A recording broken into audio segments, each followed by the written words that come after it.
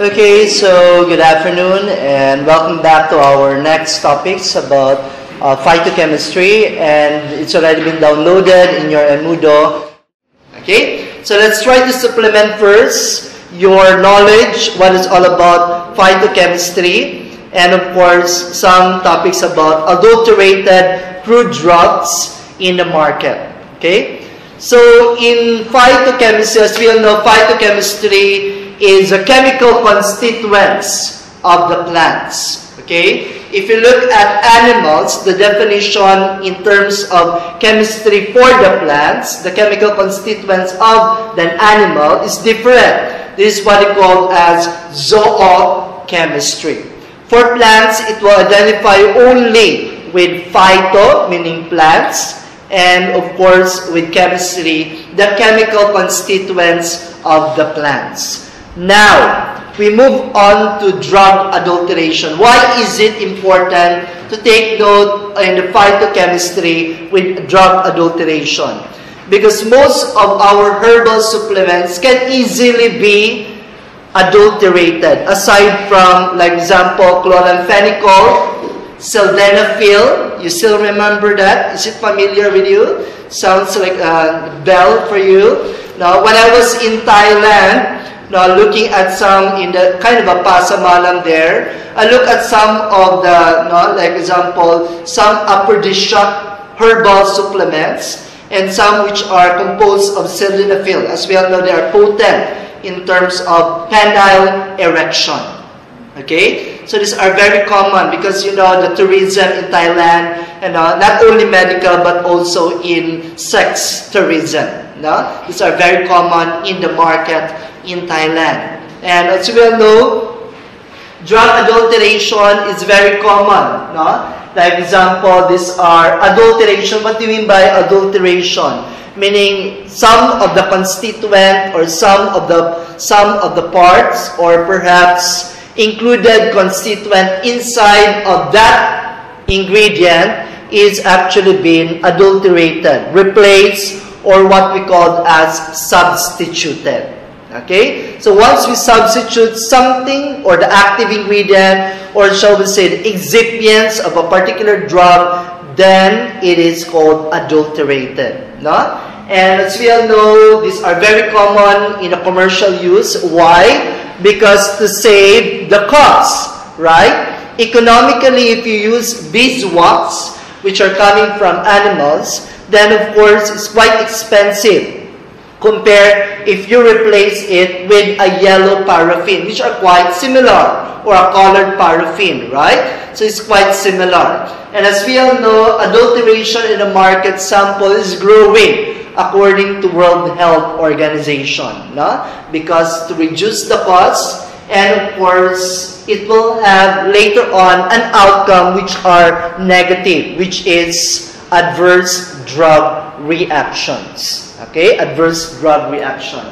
And it is a practice, no? That's a definition. It is a practice wherein it is a substituting a particular ingredients or an excipients that are partially, it's either one or two of the ingredients, or an active ingredient, or a certain excipient, or fully substituted. What's the purpose? To reduce in terms of the cost. Like example, as what I've studied when I was in a previous university, wherein I study about heavy metal analysis of this unregistered herbal product. That's one of my research interests. And I done that one with a lot of almost 30 samples of unregistered products here in Malaysia. And I have concluded in my study that almost 80% of a certain herbal products that I have with a different batch, maybe batch number 1, maybe different in terms of batch number 2. Maybe batch number 1 is okay. There's no heavy metal. But in the batch number 2 and batch number 3, they may vary in terms of the concentration of the different heavy metal. Why is it that a certain manufacturer replace, now, like example, put into lead, put into another heavy metal, because to add up into the weight, similar to the weight of a certain herbal product, at the same time, to reduce in terms of the cost. It may be a bulking agent at the same time. No? So it will reduce in terms of the cost that may have a similar action. It may have a different action but similar in terms of morphological characteristic of a certain herbal products. So meaning, it may be green, it may be leafy, it may be similar in terms of texture, size, and it's the roughness of it, and of course the color, because organoleptically, patients or consumer look at the appearance, at the same time also the packaging. If it is good packaging, wow, slimming product. So you try to look at what? Of course, the packaging of a certain product, right? So of course, there's a sexy lady there looking at the belly, and you say, wow, I want that one. I want to be like that, right? So, of course, if you don't know, if, for example, pharmacists will not be aware of adulterated products, then, of course, these products may come from backdoor, from other countries, or within, because they may try to formulate it only in the house, inside the house, not even in the manufacturing area. So, we will make questioning the good manufacturing practices, at the same time also the quality, the safety, and effectiveness of our products. Okay? So that is all about adulteration. And there may be two types of adulteration. It may be direct, which is intentional, and it may be indirect, meaning these are unintentional. Sir, is there such thing as unintentional? Or is there such thing as unintentional? Yes, because as a profit holder, or maybe as a businessman, you want to earn, right? You want to learn. These are not pharmacists per se, or it may be pharmacists, but looking at business side.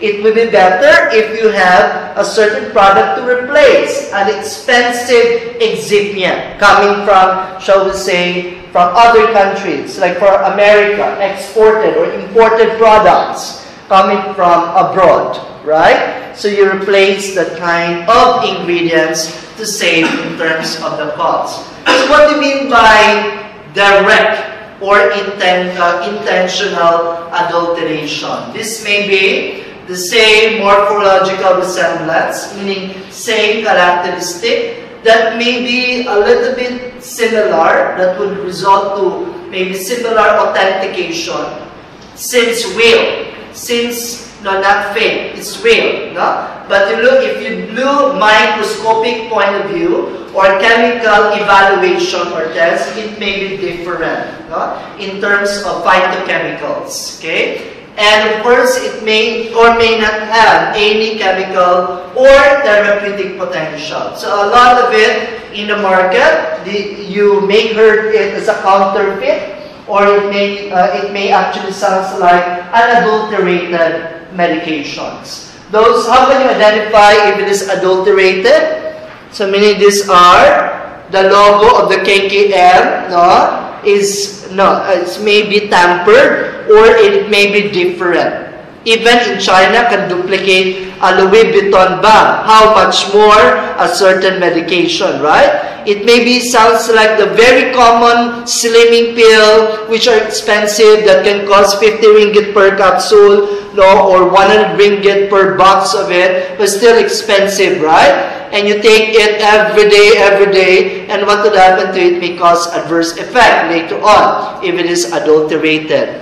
Now, another one to identify is what? How can you identify if it is adulterated? How can you identify? Aside from the KKM logo, that is what? Registration, meaning the batch number, the lot number, and all. What else? the physical characteristic of it. Okay, it may be tampered in terms of if it is a vial, no? If it is injectable, like example, glutathione injectables, right? So it may be tampered, no? For example, the seal of it may be tampered, meaning it replaced. These are very common in the hospitals, right? And of course, what else? How can you identify it? Using chemical analysis, no, and other tests that would identify if it is, like example, chemical test for sildenafil, identifying this particular drug and another drug is similar. Or shall we say, like example, the use of RAM. Now those which are, you just put the tablet there and microscopically, it will identify and compare into the library, meaning to the data bank of a certain computerized system. It's very easy to identify. But the awareness of the people, you need to educate the people in terms of what is adulterated drug or counterfeit medications. Okay, so is either by substitution of an exhausted, meaning is either that expired medication, herbal supplement, or maybe replaced by a certain, there's no therapeutic effect of it, just the grass, but the phytochemical already been expired, now exhausted, and there is no active ingredients there. Aside from that, some which are supposed to be volatile oils or essential oils, which are already been exhausted, meaning that is what? Already the volatile oil being removed. There is no therapeutic action already, or there is no volatile oils or essential oils inside of your herbal supplements. Okay? We have also foreign matters. What do you mean by foreign matters? It may be coming from, like example, manufacturing a back door, or shall we say in the house, which may be, like example, contaminated with cockroach, or maybe poo-poo from the animals, no? Or from other foreign materials. Okay, like example, glass, a broken glass, or maybe a starch, no, or other which are just incorporated of your herbal supplements. Okay, so these are some of the explanation, but the main important here is the cause. And what is the implication of the cause? Remember, the cause of the herbal, if you compare it with the commercial products, synthetic products, it seems that it becomes comparable already. These are the point of our research then. Who cares? MSU cares about it? Have you studied about the health economics, particularly looking at the research on the herbal supplements and also the synthetic medication? These are one of our line of research then. If you don't have a topic then, you can grab the topic. Now looking at compatibility of your herbal and of course in terms of the synthetic medication which are already growing. Is it true or not? It's quite expensive already, the herbal, right? Comparable with our certain synthetic medication. If you compare the normal paracetamol or maybe other branded names like Panadol, compare with this anti-inflammatory or shall we say analgesic herbal supplements, you may say these herbal supplements are quite expensive.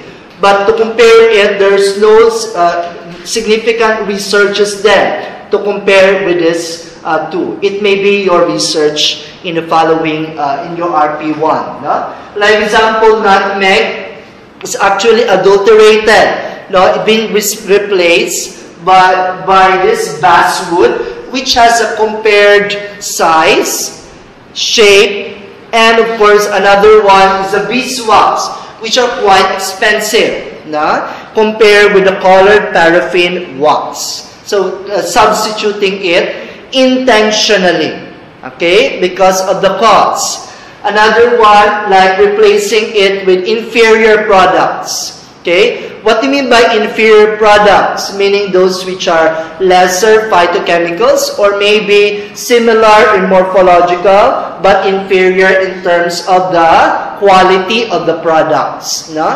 And like belladonna leaves are substituted with another ailanthus leaves. And these are the very common one in the market. Papaya seeds are quite similar with the pepper nigrum or the pepper that we use. Quite similar. No? And if you taste it, it may not have, no, if you go to some shops there, quite similar. Have you tasted this one? Papaya seed. Okay? And there are recent study now with regards to papaya. Remember that papaya leaves now are being used in terms of dengue.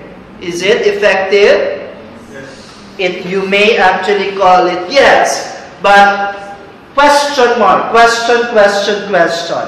Does any animals actually eat the leaves of papaya? Why?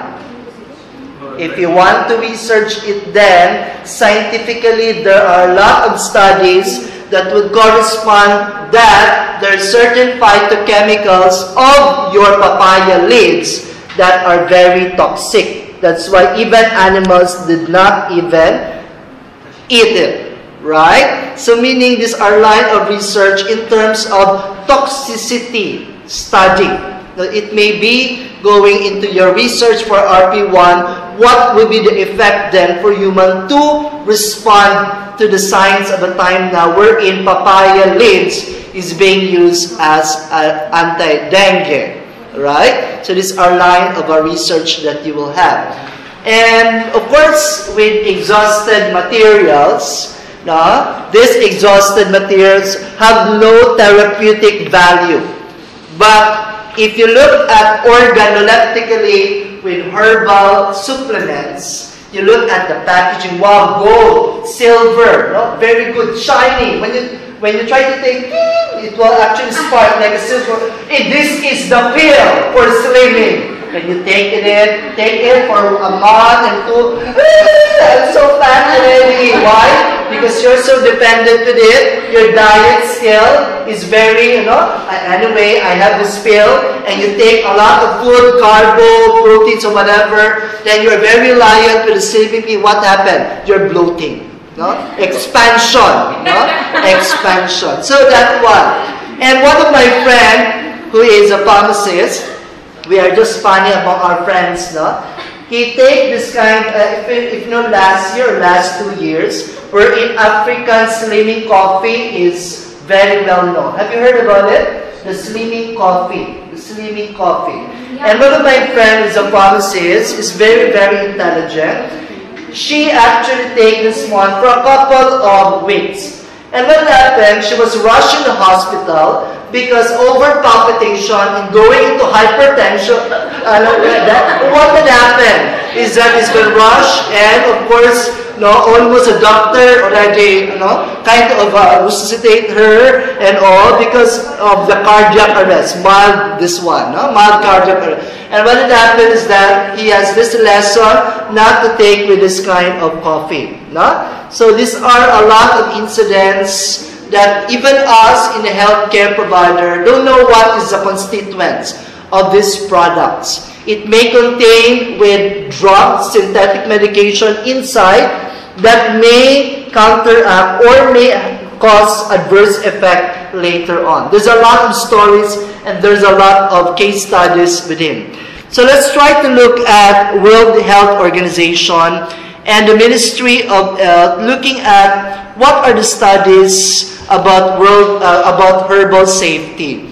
And looking at the World Health Organization, okay, is already been put into the different monographs, the herbal safety. And who dares to read it? Us, right? As pharmacists. But we have a lot. Sir, I have this one, I'm busy and all. Even as a pharmacist, you can't even read all of it. No? But the main point is, the safety of every herbal medication is already in monograph. It has already been all the process manufacturing, the process, collection, and harvesting is already been here in the World Health Organization. For short, it has already been standardized and harmonized throughout Asia, Europe, and even other continents. Now, looking at the risks, it may cause interaction later on. It may result to contamination that will result to adulteration,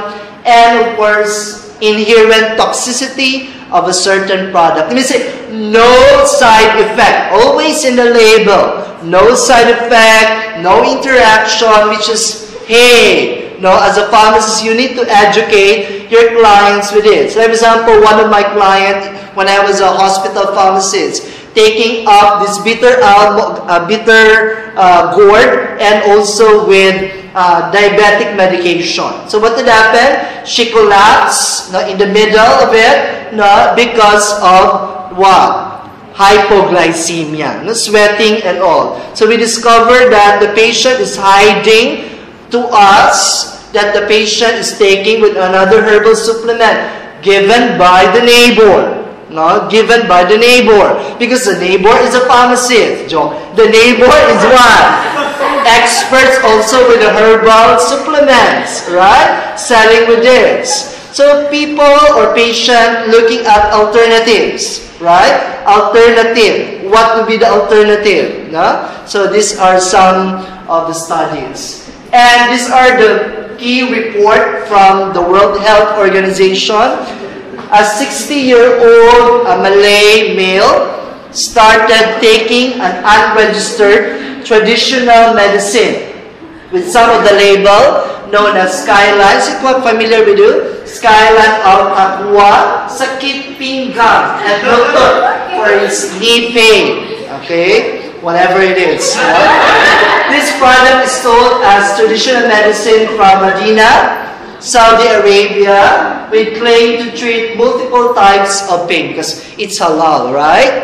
When you have the brand halal, okay this one, it's halal, it's halal branded, you take because it's halal, right? There's certifying bodies and all, but we didn't know the side effect of the medication.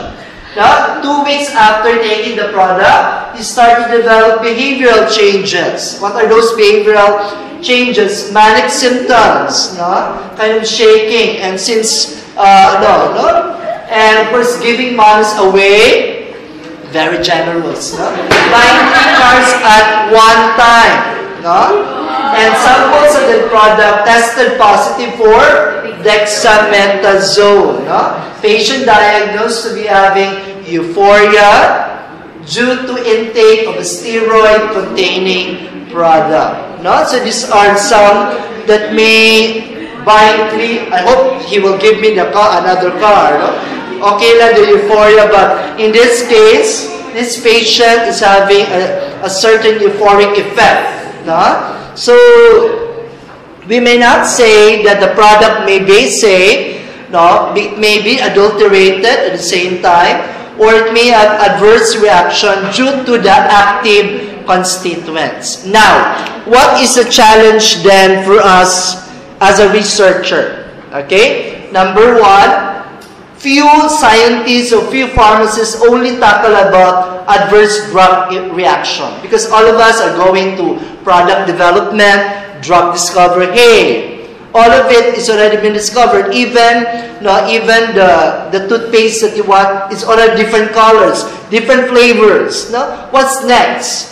As a clinical pharmacist looking at some research, looking at adverse drug reactions of patient having all of this herbal medication which are not yet fully established. Okay, so if you want to go to that one, you can have all the information that you can get from the net and and also interview with patients in the hospitals. Looking at drug contraindications, drug herbal interaction which are not fully established. And maybe perhaps you can present this one in Asian Conference of Clinical Pharmacy or FAPA conventions. So these are some of the challenge later on. Some of the adulterated, it may be Chinese in form, but we never know what is it. Okay? it may be product tested with dexamethasone that cause euphoric effects. Okay? And some others which are very well known. Now, the very saleable one is sildenafil. Okay, the very common adulterated medication. Why? Because men use it. Number two is it's very common. Okay, very common. Can easily replaced with starch. It's white in color, same appearance, no? And it can be sold anywhere. Very saleable. And what would happen? No? You may know that the patient may have a lot of hypertension and cardiac arrest later. Okay, palpitation and all. So, like for example, excessive rush, joint pain, or edema of the legs. Okay. These are some of the adulterated medication. There's a lot already in the market. Okay, you can test this one. These are unregistered in the market already been. You can test this one. You can coordinate with MPCB if you want to do research. They're very open on it. Okay, and of course some of the corticosteroids, so the steroid containing that cause a lot of drug reactions. Okay. Let's move along from other research on it. Looking at from other contexts of the study. Okay, let's try to have this one. So these are the definition. I'm going to download it and Moodle. Okay, and you can see here there are a lot like goji, yamberry. Okay, this maybe some of them are coming from the roots. No? Is this really safe for us? That may cause a lot of reaction from traditional medicine, okay, and herbal supplements. Okay, it's already been a potential risk for us. Okay, and adulterated products responsible by MPCB. These are responsibility of MPCB.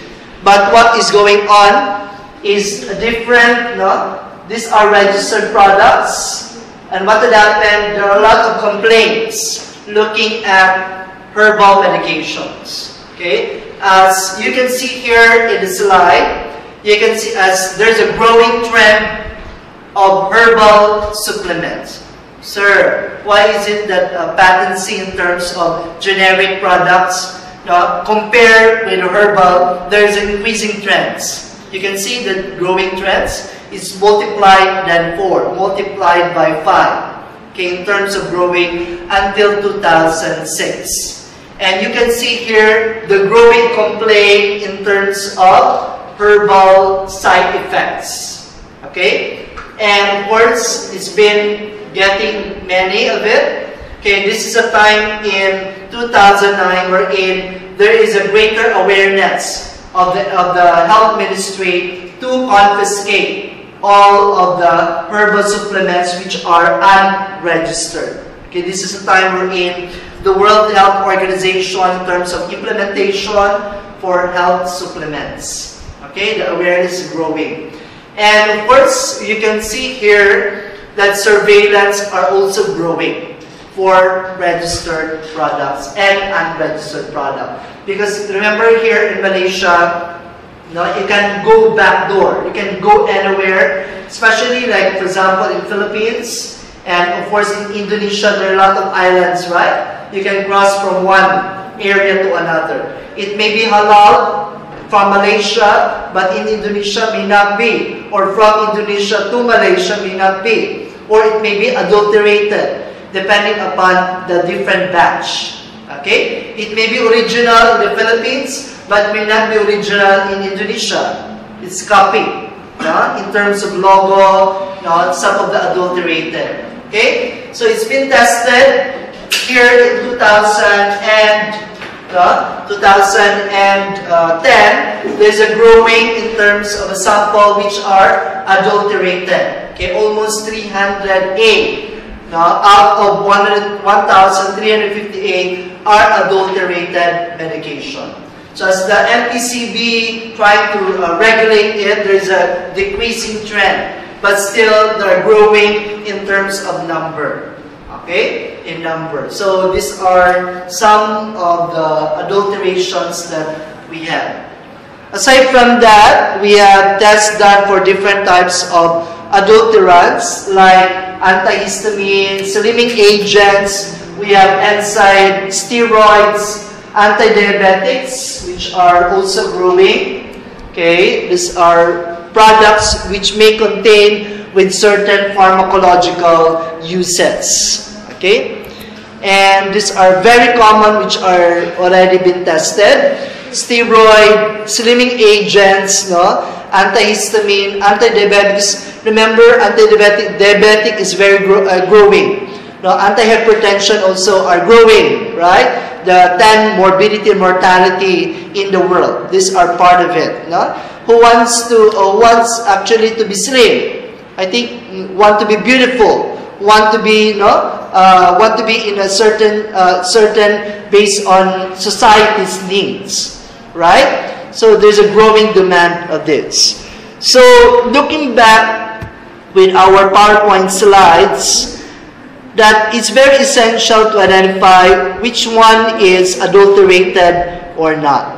Okay? So these are exhausted material with foreign matters, okay, with a harmful or fabricated substance, okay, which are mixed with authenticated to reduce in terms of the volume of your original with a fake. Of course, fake and original are mixed. Very wise. People are really thinking. No? People are really very wise in terms of product costs. Okay? And adulteration of powders, okay, can be replaced also by a normal starch or powder licorice or gentian admixed with powder to form with the use of cinchona. Okay? Some of them are indirect or unintentional adulteration, which it may be unintentional because of storage. You put it on a certain, you extract, you put it on the certain cold temperature or room temperature, and it declines as you go along with a certain percentage of potency. Okay, it's unintentional because you may have a wrong storage. Okay, meaning wrong storage would equal to or correlate to what? To the potency will go down. Even your phytochemicals, you say, sir, there's no effect already. Why? At the very first place, your product storage is what? Wrong. Okay? It will decline in terms of storage. Okay? So that's why I tell you, once we do it, we need to test it immediately. Or else, the product or the potency of your herbal medication would be lower. Okay? Because of the heat, temperature, light, these are the factors. That's what I said yesterday. Right? So these are the different factors. Temperature, no? In terms of heat, in terms of light, that will cause oxidation or deterioration of the stability of your product.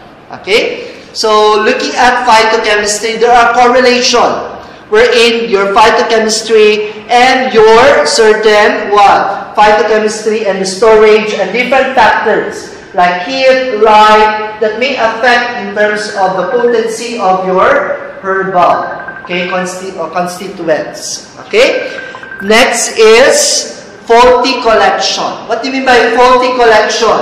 Meaning, once you try to pick it, like for example, as what I've said to you, you pick the plant from Pahang or Kuala Lumpur, which are nearby the industrial zone, meaning those which are what? Mining industry. Okay, mining industry. Or you pick up only at the roadside, your Bermuda grass. Or maybe, shall we say, those which are what? A toilet area. Okay, or maybe a certain area which has aerial spraying with pesticides. So what did happen? There will be higher content of organophosphates, no, sulfur, like example, heavy metals like lead, mercury, that may affect in terms of what? What? Brain toxicity of your patient, no? And of course, carcinogens that would add up to your chemicals. So these are some faulty collection. So from the start of your research, when you collect a plant, it should be in a good source. Like for example, when I do my plant, I really go to the forest to find the golden tomato. The golden tomato, what is that? No, what is that all about? No, that I search which tomato is it. Then I try to seek some help from the kampong area. No, I really trekking those from the nearby the mountain. Then if the mountain will explode, then I'm part of it.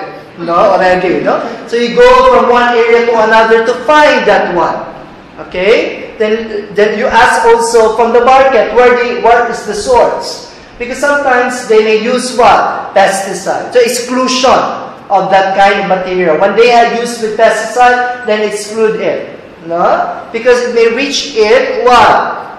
Reach in organophosphate. Some of my classmates, they may just buy it from the pasamalam or from wherein pesticide is there.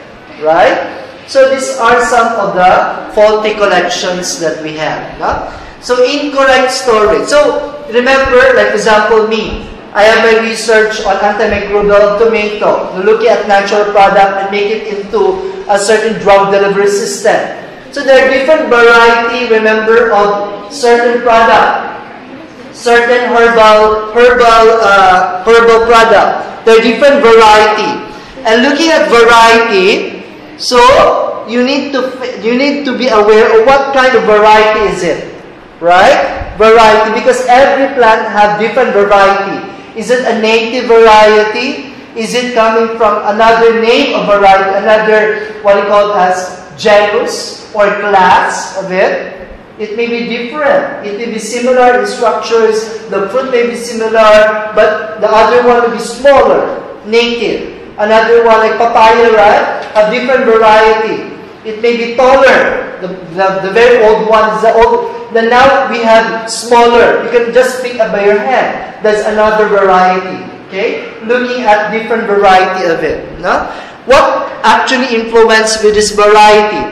The variety would conclude also the phytochemical of that plant. It may be higher, it may be lower because of genetic differences and of course the different variety of it. Okay? Looking at also the different, like for example, parts of the plant.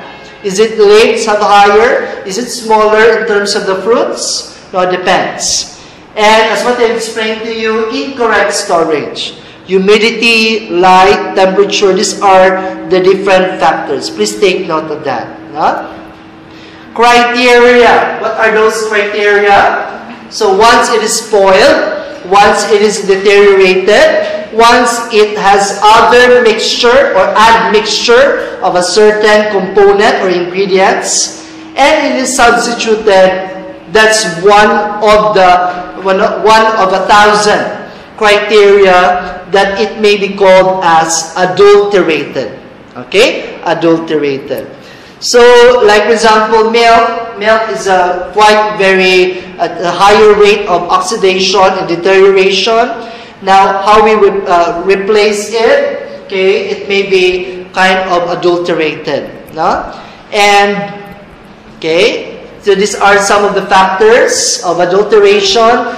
Number one is inferiority of the product. So you have examples there. You can read on it and you can expound on it. But the most important thing is that once it is inferior, is equal to the lower quality, and it may be equal to adverse drug reaction. Okay, it may have no therapeutic value, but it may have higher toxicity later on. Huh? Another one is spoilage. What do you mean by spoilage? That would result into bacteria. No? Once you open, okay, take note, once you open your certain crude extract from the Petri plate or from the Petri dish, evaporating dish, you need to close it because there are a lot. We may not see the microbes, but it is there. No? It is there. No? So it may cause deterioration or oxidation of your product. So you need to close it and put it in the certain temperature. Next would be deterioration. So all of that cause deterioration. the quality of the product would result to the decline of the therapeutic value. No? That will cause obstruction or destruction of the valuable constituents, the phytochemicals of your product. Example, you do distillation, or you do succulent, or you do evaporation, simple evaporation. If you put it 100 degrees Celsius, what will happen? Your product becomes what? Deteriorated because of the temperature that you have applied on the phytochemicals. So what will be the deterioration? It may cause certain, for example, burning of it that will stick to the walls of your, and it may cause a lot of destruction of your product. No? Admixture. So as what I've said, it may be kind of fake already. It will actually cause lesser cost, but it may cause your product to have a lower therapeutic value. Sophistication. Now, what do you mean by sophistication? Intent to defraud wherein a certain product, like example, wet flour to powdered ginger, to form the same color like curcuma, with same color, white yellowish, like for example, the ginger tea or turmeric, which are very common also for adulteration. It may not be turmeric, it may be a ginger. It may not be just sulfur with it to make it more yellow. So it may be cause adulteration. And substitution, which may cause with a lot of unsafe to the public. So these are some that you can read. How do you try to detect? As what I have said a while ago, you can detect it by organoleptic. You can also use chemical or physical tests to identify the food adulteration or your herbal adulterations. Okay? Some of them, like adulterated salt also, everything is adulterated. Even us are adulterated. What do you mean by adulterated? So meaning you're mixed already. Like for example, adulterate, mix with races, mix with another thing. These are adulterated. Okay? Even us are adulterated. Right? So, cooking oil is a very good example because in the family here in Malaysia, is what I remember with my friend, you can only buy 1 or 2 of the gallon of it. Okay? It's very expensive, right?